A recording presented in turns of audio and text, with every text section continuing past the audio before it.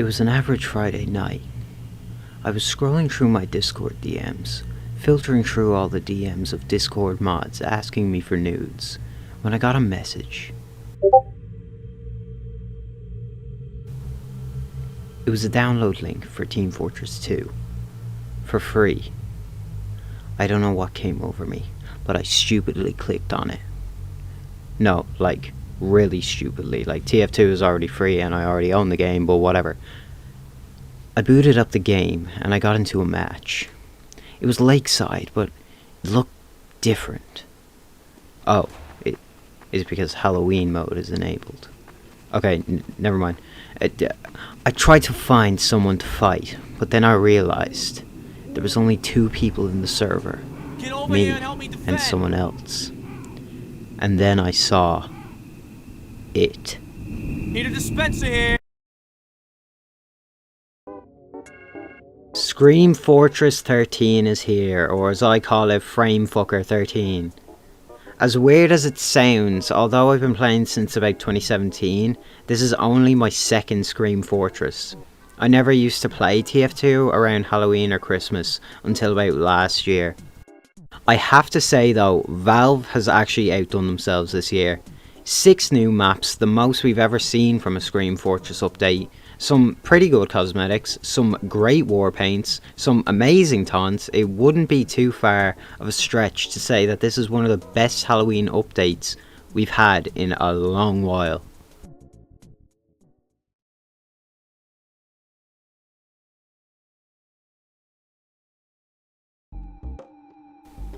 The main focus of every Scream Fortress is the maps.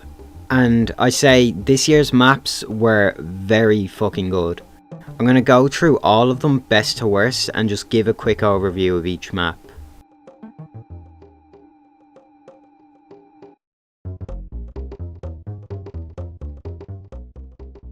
Los Muertes is such a fucking good map, man, honestly. It looks amazing. I love the Day of the Dead, Mexican, Latin American type style of it. It's a really nice aesthetic for a map and it makes it stand out a lot from all of the other ones. Even areas like spawn rooms look so much nicer than they have to be. The map also plays great on top of that, which is probably the main, thing that a map needs to have. It's not too open, not too choky. No one class has a major advantage on this map. It's really weird how one of the most balanced maps is in the most unbalanced game mode. It's also longer than most Koth maps, with each team needing to own the point for 5 minutes rather than 3. Which is nice in my opinion because I personally think a lot of Koth maps don't go on for long enough. Overall, brilliant fucking map. If there was one thing I'd change about it, I'd make it so that some of the mini health packs are medium. There's very few health packs and the ones that there are very small ones, but I'm not going to deduct points for that. 10 out of 10.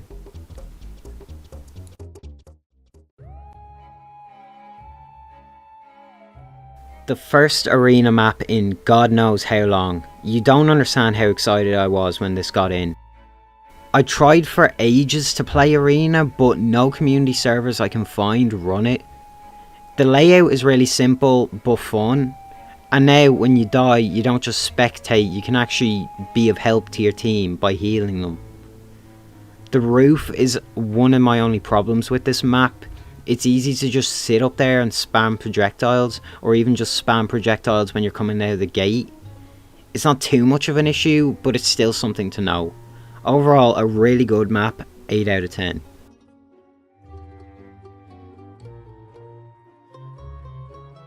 I actually like Synthetic just as much as Graveyard. It's a really good Koth map. I know it's based off Synthetic, but it reminds me a lot of Cascade, which I've played in comp a few times. This map's gimmick is that there's an evil bread monster who spawns randomly and attacks both teams. But for whatever reason, this monster was invisible to me when he spawned and I could only see its shadow. So whether it's something on my part or TF2's part, I don't know, but there's a few areas where Sentry's line of sight can get a bit too much, and I also think the spell drop rate should be increased. But other than that, it's a pretty solid map, 8 out of 10.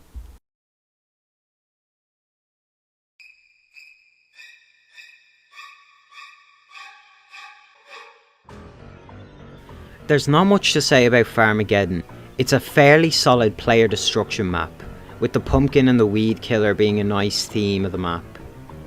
There's nothing that majorly sticks out about this map theme wise or map design wise, it's just an overall good play.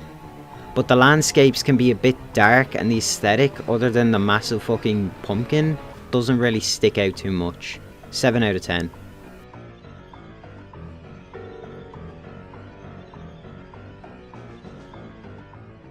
So this was the first map I played, and I'll just say, trying to play this map for the first time is like trying to find a way out of my basement. This map is a maze.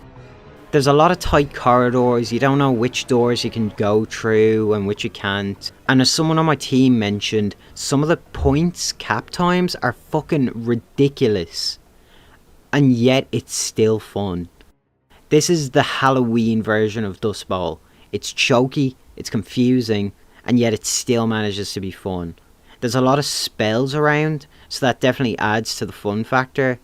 So I would say it's a flawed map with not much memorable to it, but it's still fun. 5 out of 10.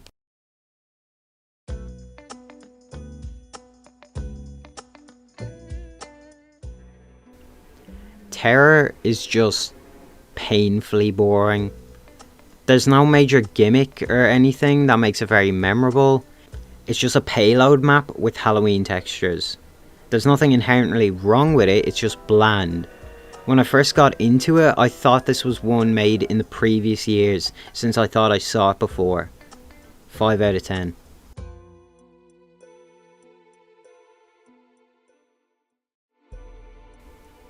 Now the war paints this year are some of the best Halloween ones I've seen. Every year the Halloween skins, well, they're Halloween skins, but this year most of them look really nice to the point that you can use them year round, but they're still Halloween themed. A lot of them look really fucking nice, though I've no idea what the hell they were thinking for the red grade war paint. This looks like a school toilet. The taunts are fantastic, not much more to say. I'm gonna have to cop the scout one at some point. But the cosmetics are where they slightly dropped the ball this year. They're all extremely Halloween-y. I know, yeah, okay, it's a Halloween update, but there's very little of these that you could use in normal loadouts without them looking weird.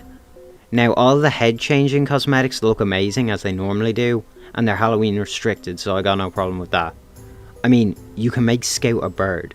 I am a freaking bird!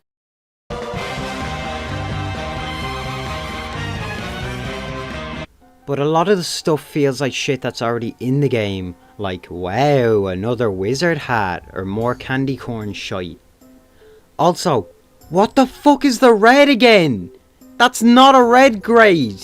That should be blue, that is ass. But it's not all bad. Some of my favourites are the Computron, the Death Stare, the Wandering Wraith, and my personal favourite, the Hat Out of Hell. I don't know why, but just this hat is so cool, I love it. What? You thought I'd forget, didn't you? Yes, the Corpse Carrier is a cool cosmetic, I voted for it myself.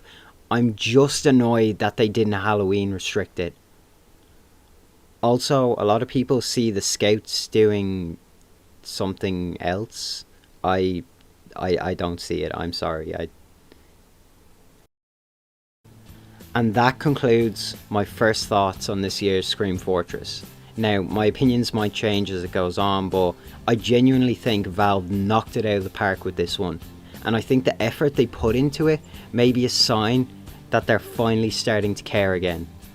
Now, let's open a crate to close off this video.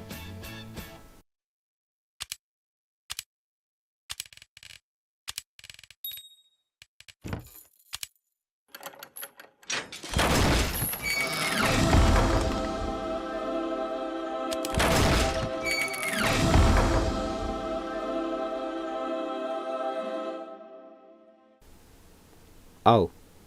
Okay. Cool. Cool.